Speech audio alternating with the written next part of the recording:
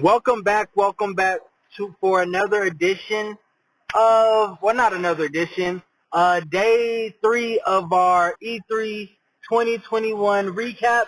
I am your host Marcus Flowers, aka Flo, aka Call Me What You Want. Just don't call me lazy. And of course, I'm joined with y'all know who it is, Metro Meta, he who shall not be named. Yeah, and today was very light. So today was the Capcom presentation. I really was this was probably my favorite presentation that I was looking forward to, just because I feel like Capcom would knock it out the park.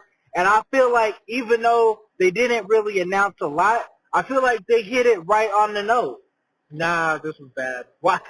So why do you think it was bad? They literally didn't announce anything we didn't already know. You see, but let's say let's say you're like a person like me, just a casual gamer who doesn't follow leaks, who doesn't necessarily follow like the gaming news every single day. So when you see like Monster Hunter Rising downloadable content or this download July 29th, you're like, yo, this is exciting. One of my kind of drawbacks was Great, what was it called? The detective game? Yes, Great Attorney. Am I saying it right? Great Attorney? Yeah, Ace Attorney. Ace Attorney. Yeah, I was like, yo, this is like, y'all dedicated, y'all dedicated the majority of your presentation to this. And if there's one thing that really surprised me, but like really got me excited, was their focus on esports, which goes to show that these gaming companies are starting to, or at least Capcom at least, is starting to see the true profit in when you're investing into esports. Well, they've been doing that. No, they have. Capcom has the Street Fighter franchise. They push that as much as possible. No, I know. And it was just like, and they also have Capcom Fighters as well. Yeah, I mean, but again, like even, it's not like Capcom, I think they did have a leak a couple of months ago that like basically laid out their whole schedule. But like literally everything they talked about today, we've known about for months. Okay, but talk about let's just walk through their presentation. First up, they had it wasn't Monster Hunter Rise. It was Resident Evil. Yeah, Resident Evil 8 is getting DLC, which everyone could have guessed that. Yeah, but that's important because Resident Evil is one of their cornerstones. They're one of their cornerstones. Ooh, sorry, one of their pillars of content when it comes to this. So I was like, I wasn't too surprised. But if you had the experience to play Resident Evil, which I have, Resident Evil Verse, where you're a multiplayer, that sounds like super exciting to me. Like just the opportunity to get online with your friends to play Resident Evil together, where you're battling past Resident Evil heroes and villains. Like you can't beat that type of excitement. I mean, it's going to be interesting. The last time they tried to do Resident Evil Online, it did not go well, so hopefully they have a better plan in place. Yeah, I think with this next series of consoles, we're going to be seeing more of this, and I feel like Capcom is at a place where they know how invested their fan base is with Resident Evil, and they're going to make sure that they deliver because, like I said yesterday, there's certain types of video games that you have to deliver on, and I feel like with Capcom, Resident Evil is that constant that they need to hit out the park every time. Yeah, I mean, this is definitely a developer we've seen make a comeback from, like, Resident Evil 6, which was trash, to, like, where they are now with 7 and 8. So I definitely feel like they're on a top foot right now, and hopefully they can just keep this swinging. Yeah, no, for sure. And next up is they talked about Monster Hunter and that expansion and DLC. And as a person who avidly plays Monster Hunter, I was just super excited about this. Well, I'm not even finished with the first part. Well, they talked about Monster Hunter. What was it? The story one. Yeah, they showed the story for Monster Hunter. I don't remember what it was called. Right now we don't have our computers close to us. We're like driving, so we can't look it up. But it's their Monster Hunter single player story, which was a legacy title from the DS. I'm interested to see where they it looked like an interesting story, and traditionally Monster Hunter doesn't have a story. It's more like open-ended. So I think focusing and getting a story is going to be really great. We know that between Monster Hunter Worlds and Monster Hunter Rise, that franchise really has a lot more fans now. Because like Monster Hunter Worlds just completely reinvigorated the franchise and made it like 10 times more popular in the West. And Monster Hunter Rise is one of the best games done on Switch right now. And so going into this game, I feel like there's a lot of hype and excitement. And I think they were trying to focus on like, okay, this is Monster Hunter, but there's a story behind it. Let's get this connection. Let's get you intrigued about the story. And hopefully they were able to achieve that at a certain level. Yeah, and I feel like they will be able to achieve that when it comes to the Monster Hunter franchise. I feel like this is just the beginning, and the great thing is it is correct me if I'm wrong, but it is a Nintendo Switch exclusive, correct? Yes, the story mode is Nintendo Switch exclusive. So I feel like that even opens up another avenue that definitely other platforms do not have. I definitely feel like Capcom going into the Switch, they were one of the developers that were not as hot on it, but lately they've been leaning into it with Monster Hunter Rise, this Monster Hunter Switch story mode or Switch game, and all the Mega Man support that they've been giving out. So I feel like not only that they're feeling the system, but they're really getting their hands in and getting those connections with Nintendo. And hopefully they can get a Nintendo franchise to work on. We know, I think they tried to work on Metroid and that didn't work out. So, but I think they made a Pokemon Snap. No, they didn't make Pokemon Snap. It was Bandai. Bandai, yeah. But I would be interested in a Mega Man, not a remaster, but a whole brand new Mega Man game.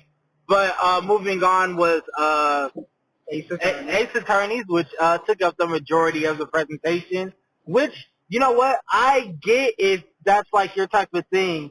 Morgan, these type of games are more up your alley. How did you feel about that part of the presentation? Well, Ace Attorney it's a very popular franchise. It's a legacy franchise of Capcom, much like Monster Hunter and Resident Evil.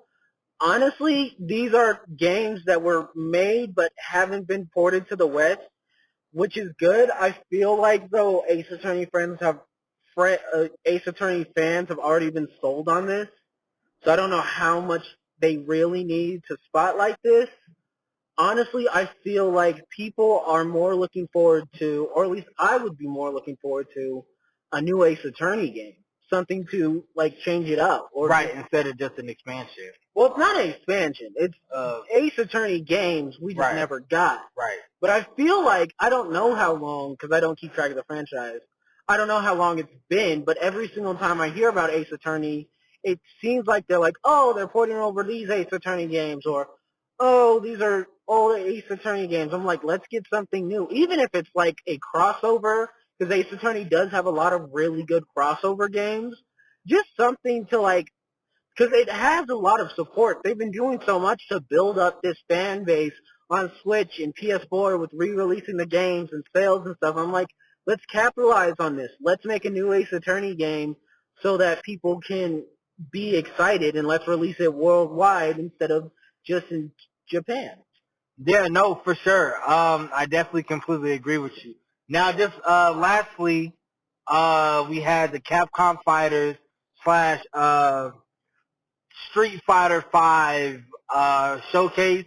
I know you're not really into the FGC like that, but this part of the presentation really got my blood boiling and just excited about just to see how excited Capcom was about esports got me excited because it just shows to me a consumer, a fan of the FGC that they are willing to put their best foot forward and make sure that their content and their product is all there, and it delivers to the fans. Yeah, I sort of tuned out.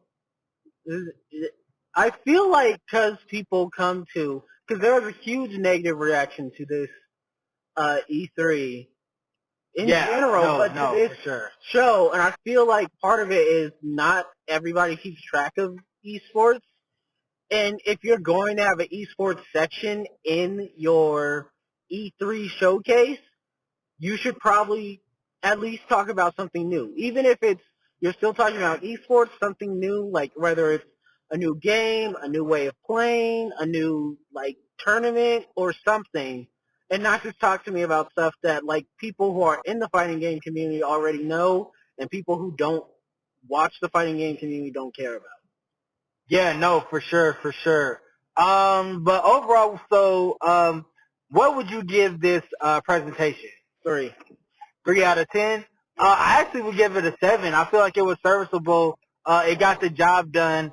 Even if you were knowledgeable about Capcom, you knew what you were getting. So there wasn't going to be those surprises. So I definitely would give it like a 7, 6 or 7 out of 10. So we are actually. I think we are halfway done with E3. I think we're almost done. Yeah, I think there's only 2 days left. So with only 2 days left, Marcus, it was the first E3 where you totally watched it, correct? Yes. Well, no, I watched the one in 2018 a little bit. 2018 a little bit. As your first experience of an E3, how do you feel this E3 feels?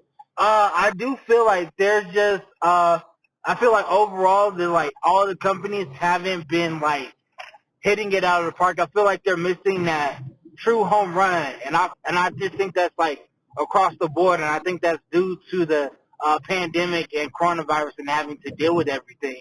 And I just feel like there wasn't enough time for the companies to really develop a surefire game that's going to knock it out of the park. And even just like with Sony withdrawing from it, and Sony basically used to be the lifeblood of E3. And so with them, withdrawing from it completely, like that's the heavy hitter that's not there anymore. And so when Sony's not there, and then you have like these companies who are trying to be on par with Sony and PlayStation, and them just not delivering, like I just feel like something has been missing. Like there hasn't been that one game that's been like, wow, I have to have that. Like it's always been, oh, holiday, cool, I may cop that. Oh, next year, yeah, I may cop that as well. But there hasn't been that one game like, yo, I immediately have to get it. I'm pre-ordering it right after this. Yeah, I definitely feel like we're missing that E3 magic. We didn't have that Keanu Reeves on stage. We didn't have that Beyond Good and Evil. Right. And I feel like we had, because, like, again, when I was talking about, like, the first day, I was like, why does Gearbox have an E3 presence? I feel like what ended up happening was a lot of the big ones, because Bethesda's wrapped in with Xbox, Sony pulled out, EA's pulled out, so a lot of the big publishers are gone, and I feel like E3 was like, all right, let's give anybody the spotlight, and so they gave it to smaller publishers like Gearbox, like Capcom, who haven't had shows in the past. Right. And even Square Enix, their show last year wasn't as good. This is like their second year trying this out. And so I feel like these are a bunch of companies that don't really know exactly how to put on a really good E3 show. And they also, because normally they don't have to, you turn in the video. But also I feel like the back foot part of this is we didn't have that. I feel like a lot of this generation, this current one on the PS5, the Xbox, a lot of the air has been let out, partially due to the fact that no one can get their hands on it, but also due to the fact that, like, there's not been a lot of, like, must-buy games, must-be games. There's not a lot of tentpole franchises coming to this next gen. You know, we got, right now, currently, Ratchet & Clank just dropped. That's doing good. Yeah. But, like, at max, you got Horizon Zero Dawn. You got Halo. You had Spider-Man. But those are, like, the big tentpoles. And even then, both Halo and Horizon Zero Dawn are also going to be on last gen.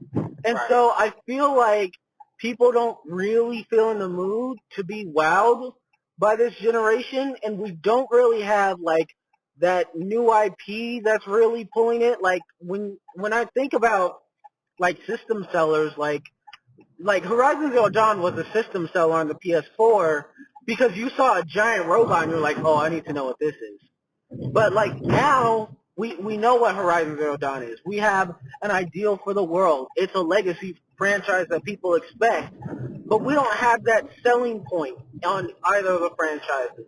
And you had that Redfall or whatever Arcane's working on, which seems promising, but again, they're not exactly a name that can sell a console on their own, even if they want to be. And while Insomniac's out here putting out numbers, with Ratchet and Clank, with Spider-Man, I think to a certain extent, we have to start and ask ourselves if this generation or even if E3 is something that we still need to do. And I think a lot of publishers are doing that. I think this was a test run to see, do we actually need to be at E3? I think Ubisoft is thinking about that right now. I definitely feel Xbox wants to still keep coming, but EA's reevaluating their connection to E3. Sony, I think, has completely decided that they're done with it. And I feel like tomorrow with Nintendo is going to be our last chance to see, like, okay, can somebody still make some E3 magic? No, for sure. And I completely agree with you 100%. Thank you for listening. Once again, make sure you're following the brand at 26 and Glencoe Media Network. Follow us on Facebook, YouTube, Instagram at 26 and Glencoe Media Network. Follow us on Twitter at 26 and G. Make sure you're following me on all social media platforms at Flow My Hero. Follow Meta on all social media platforms at MetroMeta26.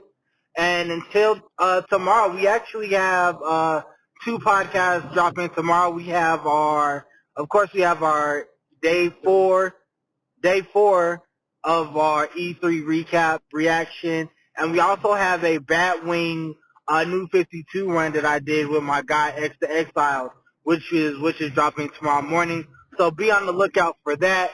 And until next time, peace. See ya.